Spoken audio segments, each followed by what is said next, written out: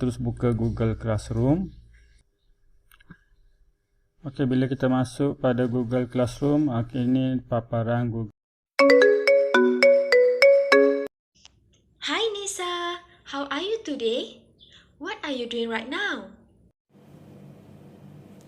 Hi Panzafira. Yeah, I'm doing good. How about you? Right now, I'm watching the co-curricular activities videos. Since I am a trainee teacher, so I'm still new to it, and I need to do a lot of research because next week is my turn to conduct the co-curricular activities. And I bet you already read my message, right? Yeah, since you are the senior teacher, so I would like to ask for your help. If you can help me in planning the co-curricular activities, can you help me please, Panzafira? Oh, I see. But before that, Nisa, do you know there are 3 steps to follow in conducting co-curricular activities, including planning, organizing, and implementation. However, Nisa, planning is the crucial part to ensure the success of an event or activity. Under planning, there are several important aspects comprised of school calendar, school scenario, type of school, budget, manpower, and also post-mortem. Are you ready, Nisa? Let's explore one by one. Okay, let's go. Thank you, Panzafira. First, let's talk about school calendar. School calendar can be defined as a detailed schedule or system of time arrangement. It consists of years, months, weeks, and days that are arranged systematically to ensure all programs in the school can be implemented in an orderly manner. Here is the example of school calendar for 2021 school session. As you can see, Minister of Education (MOE) has provided a clear and specific details regarding the start date, end date, and also the school holiday dates, which are divided into 2 groups, namely Groups A and Groups B. Furthermore, as you can see here, MOE also has coordinated the dates of festive holiday for school session, involving Chinese New Year, Hari Raya Idul Fitri, Deepavali, and others. All this information provided in school calendar act as a reference sources or guideline for co-curricular management committee, or known as Jawatan Kuasa Pengurusan Co-curriculum, to plan and conduct a systematic co-curricular programs in school. For instance, this is co-curriculum calendar of Sekolah Kebangsaan Kampung Tuanku. We can see that all 3 main co-curricular activities, which are uniform bodies, societies, and clubs, were conducted at proper time without overlapping with other school or festive holiday. It is great effort to keep students on track and ease them to stay proactive and achieve success in all events. Now, let's move on to the school scenario. School scenario can be defined as possible events or situations that could exist in school settings. Hence, in planning a strategy and effective co-curricular activities, there are several possible events or situations which need to be taken into account. It could include weather, where responsible committee needs to keep up to date with weather forecast while setting to the date of any co-curricular activities. For example, outdoor activities such as camping should be avoided during the monsoon season. Next is school surrounding. The responsible committee need to consider whether the condition and environment of the school are suitable for the type of activities to be carried out, have basic facilities, and is the school area have sufficient space to accommodate all participants. Last but not least, learning environment. All activity must be planned according to the current learning situation. For example, activities such as quizzes, debates, elocution, and making posters on digital platform can be conducted, while physical activities such as sport, athletics, and other games have been delayed due to the coronavirus. That's all from me. I will pass the presentation to the next presenter. Assalamualaikum and selamat sejahtera. My name is Aidil Fitria and I will present on type of schools and budget. First, SK and SNK dan using Bahasa Melayu as their main language. Second, STK that using either Bahasa Cina or Tamil as their main language. during his sekolah kawasan that was built to boost interaction among other races. Sekolah cluster, in other hand, was established as excellent school and school organization and students development. Different from the sekolah premier, this more than 100 years school were established serve the same purpose too. Move on to religious school, such as sekolah agama and methodist, that aim to develop students' inner self. However, it is different since sekolah agama is for Muslim and sekolah methodist is for Christian. Sekolah Bestari, adapting the ICT learns high and conforming school, such as SMTK, is operated under the government. The staff will pay and supported by government. Then for SPT, is a school that acts as a benchmark for education excellence in Malaysia. Let's move on to KB that focus in TVET. SPPI is a type of schools that students are free to choose their course, either is science student, technical or agama. They also learn foreign language and Bahasa Arab Komunikasi as a mandatory subject that should be taken in lower form. MRSM, that is owned by Mara, is an effort to offer education for Bumi Putra. On the other side, SPP, owned by KBM, is a school for students who are excelled during their primary school and open to all Malaysian citizens. Besides, Sekolah Seni is a formal institution that upholds student talents in arts, and Sekolah Sukan upholds student talents in sports. For Sekolah Amanah, it is a brand new school that will announce later in which involve corporate sector to operate. For hearing, sight, or learning disabilities, Sekolah Khas is established to help them.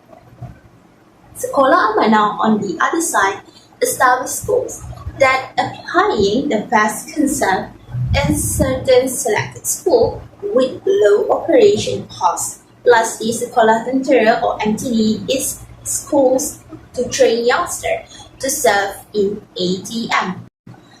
In budget section, this three sector, KBM, PDA and sponsorship, will help you in terms of finance. It is important for us to have program budget to avoid overspending and help us to improve our school facilities, utilities, and activities. That's all for me. Thank you for your attention. Hi, my name is Kaironisa. So, for the Manpower, it includes all the co-curricular activities advisors, teachers, students, alumni, and voluntary helper from local community and parents. Co-curricular activities coordinator is the one who is responsible for implementation of co-curricular activities. The general duties of co-curricular activities coordinator, including that he or she should understand the strengths, interests, and abilities of his or her fellow colleague, with a view to suggesting to the school principal about the distribution of work for co-curricular activities. And the coordinator also responsible for training the students to organize the activities, which will indirectly develop their leadership ability. Meanwhile, for post-mortem, it is about the discussion of post-meeting event, where various individuals who will take part of the project are contributing to the dialogue that takes place. So, the purpose of doing post-mortem are to itemize and identify all those things that went well with the project, so the ideas can be used for the next time. And this also meant to identify all things that did not go well with the project, so that this can be as a reference to ensure that any further effort in project communication, execution, and process will proceed more efficiently in future projects. Now I will pass the presentation to Shafika in explaining the organizing part. Thank you. Hi everyone, I am Shafika and in this slide I want to represent about organizing. Before that, I want to tell about definition of organizing to all of you.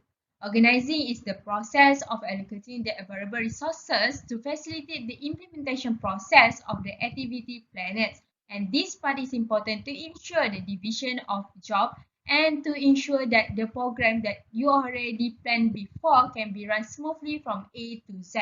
In this organizing, you have to take note about 10 important elements that I want to explain after this. First point, the important is organizing is identify specific co-curriculum activity. It is important to ensure that the objective or goal of the implementation are achieved accordance with the target that have already been noted by the management of the school. Second one is provide appropriate and adequate sources of expertise. Expertise is the important persons that will brainstorm how to make sure that student and teacher can attract to join this activity, and there is also a person that will take care the welfare and also safety of the student during the activity especially. Third one is provide infrastructure and choose appropriate location. Ensure that the venue selected for the activity is suitable to be used and according with the budget that already arranged by the school management. And in addition, it must have basic necessary equipments that can be used during the activity. This is linked with the fourth point, which is provide basic facilities and adequate equipment. Next point is provide efficient trainer officer. Trainer officer is required to ensure that the plan of activity runs smoothly from A to Z.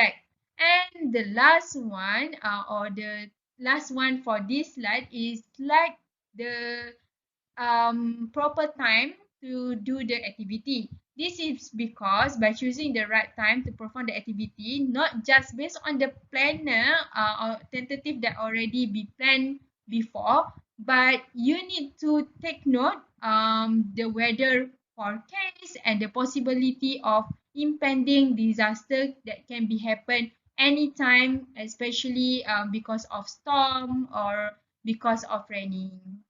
Hey everyone, I hope you still listen to our presentation, and now I want to explain a little bit more about organization. And the next point is provide evaluation and assessment for CEDA. As we know, teacher need to evaluate or give mark to the student at least 10% as a requirement for them to enter to the university. So that's why evaluation is important in this part. And then developing appreciation and recognition elements. Appreciation is important to motivate students to participate in co-curricular activity, carry out and provide encouragement for teachers to make activity more interesting in the future. Next is developing community involvement and good networking. External relationship, others than parents, are important to gain the community's trust about the education process available in the school system. And the last one in organizing is develop suitable resources. The preparation of resources materials such as working paper and also post-mortem program report is important to be safe for the school evaluation in the next stage by the school management, and also as a reference to other teachers to run another program in the future so that they can make some research before they run others program as the other activity in the future. So that's all from me for organizing, and I will pass for the presentation for the next person. Thank you. Hi, my name is Fatiha and I will be explaining the implementation of co-curriculum activities. For implementation, three aspects need to be considered to ensure the activity success, which are pre-implementation, execution, and post-implementation. For pre-implementation, first we need to arrange and manage the logistic-related matters such as transportation, maintenance, supply of equipment, raw materials, and so on. And second, managing matters related to manpower such as the aspect of training, skills, and expertise development, welfare, and so on. And third, we need to provide and prepare basic facilities, tool, equipment, and the necessary resource materials. And then, we need to complete the necessary implementation document such as the paperwork. And then, we also need to prepare an organizer in charge of the program, including the advisor, secretary, and committee members. Next, we need to conduct meetings and discussion to plan and manage the activities smoothly. And lastly, managing matters related to participants' accommodation, safety and welfare. Suppose there will be a program that needs students to stay outside of school, such as camping, field trip and competition. Next, we move to execution. First, we need to register the officers, trainers and participants in order to keep track the numbers of participants joining the program. And second, conducting a briefing to explain the rules and regulation and also the program's tentative. And third, carry out every activity based on the program tentative so that every activity that has been planned can be carried out in on-time manner. And then, don't forget to monitor and assess the implementation of the program. And lastly, we need to evaluate student performance to determine whether the program objective were achieved or not. And for post-implementation, first, do the evaluation whether it is from student, coach, judge, managers and so on. Second, check the inventories and office supplies. And third, don't forget to do the maintenance and store the tools and equipment at the right place. And next, prepare the appreciation document for related parties such as sijil penghargaan to the participant. And then do the post-implementation meeting, or we call it as post-mortem, to review the overall program. And lastly, do the documentation for the evidence and future reference. Okay, now we are done with the implementation of co-curriculum activity. But with the pandemic COVID-19, how to implement the activity? Do you have any idea how to do it? Okay, never mind, let me explain it. According to the guideline by the Malaysian Minister of Education, the co-curriculum activity is compulsory to be implemented, but it needs to follow 3 rules before, during and after the implementation of co-curriculum activity. Before the co-curriculum activity, attendance of teachers, coach and students are based on the schedule and rotation of sports and co-curricular activities. A layout plan is prepared by optimizing the use of fields, courts and other appropriate spaces. And make sure the equipment is in a clean condition and safe to use. Students are also encouraged to use their own equipment such as badminton rackets, skipping ropes and musical instruments. And make sure the bathroom or dressing room or toilet is in a clean condition, and the number of students using the spaces is limited according to the capacity of the rooms. During co-curriculum activity, make sure there is social distancing and follow the SOP that KKM has outlined. All participants need to stay 1 to 3 meters apart from each other for static activities such as stretching and warm-up activities, and 3 to 5 meters for dynamic activities such as sports, training, foot marching and dance. Information is conveyed orally without involving physical contact. If social distancing is not feasible or contact is unavoidable, please wear a face mask and wash hands with soap and water or sanitize your hands. Students must bring their own drinking water, food, clothes, face towels and personal equipment. They are not allowed to share with other students.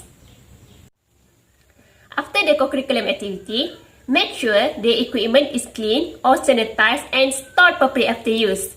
The space or place used is cleaned after the activity is carried out. Students are not allowed to touch and shake hands after the activity. Students and teachers or coach need to wash their hands with water and soap or sanitize their hands after the activity. Students and teachers or coach must leave the activity area or school immediately after the end of the activity. Okay, that's all from me. Thank you.